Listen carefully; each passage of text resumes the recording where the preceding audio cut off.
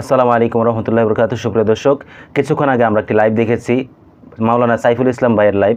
সেখানে সাইফুল ইসলাম ভাই বলতেছেন যে বাংলাদেশ আর্মি তার ঘরে ঢুকে, তার বাসায় ঢুকে তাকে খুবই বাজেভাবে পিটিয়েছেন, তাকে মারধর করেছেন, খুব বেশি জঘন্যভাবে তাকে মারধর করেছেন। এ বিষয়ে সে লাইভে এসে কান্নাকাটিও করতেছেন বা বিভিন্ন বিষয়ে মানুষকে জানিয়েছেন। তো আমি মাওলানা সাইফুল ইসলাম ভাইয়ের জন্য একটা ছোট্ট কথা বলবো। এখন আমি জানি এই কথাটা আমি বললে আমি সবার বিরোধী হয়ে যাব, কারণ সকল মানুষ এখন সাইফুল ইসলাম সম্পর্কে, সাইফুল ইসলামের পক্ষে পোস্ট করতেছে, সাইফুল ইসলামের পক্ষে লেখালেখি করতেছে প্রায় বহু মানুষ। তবে ভাই, আপনার জন্য একটা কথা, আপনি কেন বাংলাদেশ সেনাবাহিনীকে গালি দিবেন, আর্মিকে কেন গালি দিবেন, অথবা আর্মিকে নিয়ে এভাবে কথা কেন বলবেন? আপনি কি বিক্রমপুরীর পথ ধরেছেন? সেই বিক্রমপুরী, বেয়াদব বিক্রমপুরী।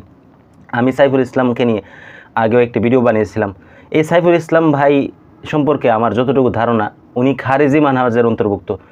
ওনার ভিতরে খারেজি মানহাজের চিন্তাভাবনা আছে, যেমনটা নাকি বিক্রমপুরীর ভিতরে আছে। বিক্রমপুরী একটা খারেজি, এরকমভাবে সাইফুল ইসলাম, তাকেও আমার আগে থেকেই মনে হতো যে সে একটা খারেজি চিন্তাভাবনার মানুষ, খারেজি মতবাদের মানুষ। সে বিভিন্ন ওলামায়ে কেরামকে নিয়েও বিভিন্ন সময়, অনেক সময় খুবই সমালোচনাপূর্বক কথাবার্তা বলে থাকে, সমালোচনা করে এবং খুবই বাজেভাবে কথাবার্তা বলে থাকে বিভিন্ন সম্মানিত বরেণ্য ওলামায়ে কেরামদেরকে নিয়ে। এই বিষয়ে যথেষ্ট প্রমাণ আছে। তুমি সেনাবাহিনীকে কেন গালি দিতে চাইবা? সেনাবাহিনীকে গালি দিচ্ছ তো মারছে, সমস্যা কি? এখন কান্নাকাটি করার কি আছে?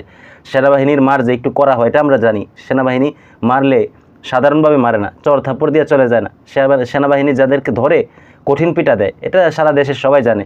আবার বলতেছে আমার নিতম্বে মারছে, তো তোমার নিতম্বই তো মারবে, কেন তুমি গালি দিবা? কেন তুমি সেনাবাহিনীকে নিয়ে উদ্ভট কথাবার্তা বলবা?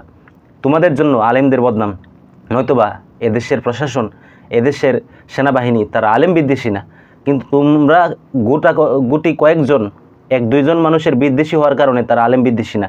সেনাবাহিনীকে কখনো আলেম বিদ্বেষী বলা যাবে না। সেনাবাহিনী আলেম বিদ্বেষী না।